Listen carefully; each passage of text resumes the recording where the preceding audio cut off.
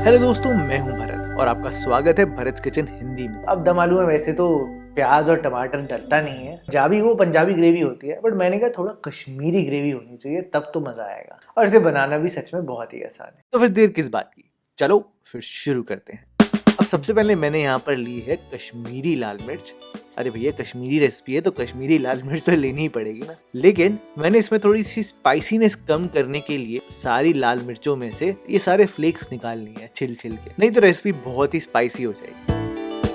अभी ये जो बचे हुए चिली फ्लेक्स हैं, इनको हल्का सा सूखे भुन के आप इसको पिज्जा में भी यूज कर लेना, बहुत ही बढ़िया तरीके से यूज हो जाएगा। तो आपको बस इतना करना है कि जो लाल मिर्चें हैं इनको आपने रखना है उबलते हुए पानी में, ताकि इनकी स्किन सॉफ्ट हो जाए और बाद में हम इसका अच्छे से पेस्ट बना पाए। अच्छा, तो अगली चीज जो आपको चाहिए होंगे वो है ये छोटे छोटे उबले हुए आलू। इनको मैंने ज्यादा नहीं उबाला है, मैंने सिर्फ प्रेशर कुकर में एक सीटी दी थी। एक सीटी के बाद इसको प्रेशर कुकर को ठंडा कर लिया मैंने, और बस इन आलूओं को छील के ऐसे आपके सामने रख दिया। अब इन आलूओं में आप एक फोक से ऐसे छेद कर देना, ताकि इनके अंदर तक बहुत ही बढ़िया टेस्ट है। अब आप कोशिश ये करना कि आप दम आलू बनाते हुए ये वाले आलू इस्तेमाल करना, छोटे वाले। ये वाले काट काट के ऐसे छोटे मत बना देना, उससे दम आलू सही नहीं बनेगा। तो अब आपने इन आलूओं को फ्राई करना है, और फ्राई करना है मीडियम फ्लेम पे, ना हाई फ्लेम पे ना लो फ्लेम पे। अब आपने फ्राई तो करना है, लेकिन फ्राई आपको इनको गोल्डन ब्राउन तक करना है। मतलब ये बहुत ही अच्छे से पके होने चाहिए, तभी इनके ऊपर से अच्छी सी स्किन फॉर्म होगी। छोटे आलूओं की एक खास बात होती है, इनमें स्टार्च और चीनी थोड़ा ज्यादा होता है, वो भी अलग टाइप का होता है। तो जब इनको मीडियम फ्लेम पे पकाओगे ना, तो इनके ऊपर एक अच्छी सी क्रस्ट बन जाती है, जो कि बड़े आलूओं पे नहीं बनती। तो अब इनको अच्छे से फ्राई करना गोल्डन ब्राउन होने तक। ये गोल्डन ब्राउन नहीं है, नहीं नहीं नहीं नहीं, अभी आप इनको और फ्राई करना।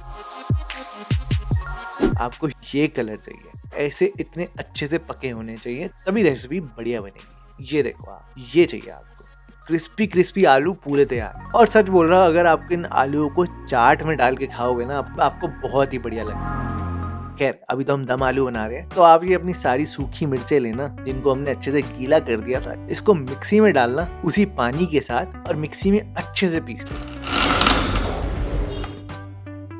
ये देखो, आपको इतना बढ़िया सा रेड चिली पेस्ट मिल जाएगा, है ना, बहुत ही नेचुरल और अच्छा कलर। अच्छा, मैंने मसालों में यहाँ पर लिया है, थोड़े से खड़े मसाले लिए हैं। खड़े मसालों में मैंने लिया है सूखा धनिया, काफी सारी सौंफ, थोड़ी सी काली मिर्च, जीरा, छोटी इलायची, थोड़ी सी लौंग और एक दालचीनी। आपको बस इनको लो फ्लेम पे थोड़ी देर के लिए भुनना है, जब तक इनसे बहुत ही बढ़िया वाली स्मेल नहीं आती। अब मैंने आपको पता नहीं कितनी वीडियो में बताया होगा कि जो भुने मसाले का जो फ्लेवर होता है ना, वो कभी भी नॉन भुने मसाले में आ ही नहीं सकता, क्योंकि होता यह है कि खड़े मसालों के अंदर तेल होता है, और जब उनको अच्छे से गर्म करते हो तो वो तेल इनको हल्का भुनना शुरू करता है, जिसकी वजह से बहुत ही बढ़िया फ्लेवर आता है। तो बस आप इन मसालों को थोड़ा सा भुन लेना। भुनने के बाद आप मिक्सी में पीस के इनका ऐसे पाउडर, बस आपका मसाला भी तैयार है, आपका रेड चिली पेस्ट भी तैयार है, आलू भी तैयार है। लास्ट चीज जो आपको करनी है वो ये है कि आप थोड़ी सी लेना दही। तो दही को फटने से बचाने के लिए इसको हम थोड़ा फेंटेंगे और इसके अंदर ही मसाले डाल देंगे। दही में आप डाल दो अपना रेड चिली पेस्ट जो हमने बनाया था बढ़िया सा, और अपना पिसा हुआ भुना मसाला। इसको बहुत अच्छे से आप फेंट लेना दही के साथ, और बस हमारी सारी प्रिपरेशन हो गई है, और अब समय हो गया है पकाने का। तो पकाने के लिए मैं यहाँ पर इस्तेमाल कर रहा हूँ सरसों के तेल का। तो आप सरसों का तेल लें, उसे रख के हाई फ्लेम पे, और इस तेल को पहले आप जला लें, यानी कि इसमें अच्छे से धुआं निकलना चाहिए। और जब आपका तेल जल जाए, उससे धुआं अच्छा खासा निकल जाए और तेल थोड़ा सा ठंडा हो जाए, तब आप इसमें डालना काफी सारी हींग। इस रेसिपी में हींग डालना बहुत जरूरी है, चाहे आप इसको वेजिटेबल ऑयल में पका लेना, लेकिन हींग डालना बहुत जरूरी है। हींग के साथ साथ आप यहाँ पर डालना अपना हल्दी पाउडर, साथ में डालना सूखी अदरक का पाउडर और कश्मीरी लाल मिर्च का पाउडर, यानी देगी मिर्च का पाउडर। और अब आप समझ ही गए होंगे कि इस रेसिपी का कलर बहुत ही बढ़िया आने वाला है, थोड़ी सी स्पाइसी और खट्टी होने वाली है ये। तो अब इनको बस 1 मिनट भुनना लो फ्लेम पे, ज्यादा देर मत भुनना, नहीं तो बेचारे जल जाएंगे। उसके बाद अब इसमें डालना अपनी दही का सारा मिक्सचर, एकदम लो फ्लेम पे ही डालना। और दही डालते ही जो आपने काम करना है वो ये है कि आपको अपने हाथ चलाने शुरू करने हैं, नहीं तो दही फट जाएगी। तो अपने हाथ अच्छे से चलाते रहना, मिक्स इसको करते रहना, ताकि दही बिल्कुल ना फटे। और दही डालते ही आप इसमें थोड़ा सा पानी भी डाल देना, और पानी के साथ साथ थोड़ा सा नमक भी डाल देना। अच्छा, अब आपने क्या करना है, अब आपने कुछ भी नहीं करना, बस अपने हाथों में दर्द करना है थोड़ा सा। वो ये है कि आपने इसको चलाते रहना है थोड़ी देर तक।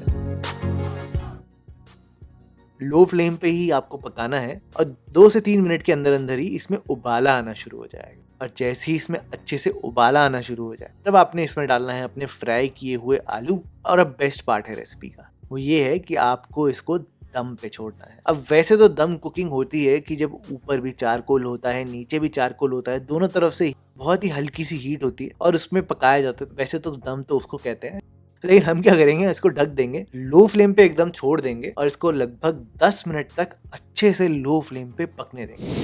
और 10 मिनट के बाद ही आपकी पूरी रेसिपी तैयार हो जाएगी। आपकी दही भी अच्छे से पक जाएगी और आलूओं के अंदर तक भी बहुत ही बढ़िया टेस्ट आ जाएगा। ये देखो आप, 10 मिनट बाद तेल कैसे ऊपर आ चुका है पूरा और ये ग्रेवी पूरी पक चुकी है। कलर बहुत ही बढ़िया है। आपको इसमें एंड में कुछ डालना भी नहीं है, सब कुछ हम डाल चुके हैं। तो दोस्तों, है ना थोड़ी सी अलग रेसिपी। अगर आप थोड़ी सी चेंजेस करके बनाते हो तो मुझे कमेंट सेक्शन में जरूर बताना। और अगर आपको टमाटर प्याज वाली ग्रेवी पसंद है दम आलू के लिए, तो वो भी मुझे लिख के जरूर बताना, मैं आपको वो भी बना के दिखा दूंगा। दोस्तों, इस वीडियो को जरूर लाइक करें, सब्सक्राइब बटन जरूर दबाएं और बेल आइकन भी दबाएं ताकि आपको लेटेस्ट नोटिफिकेशन जरूर मिल पाए।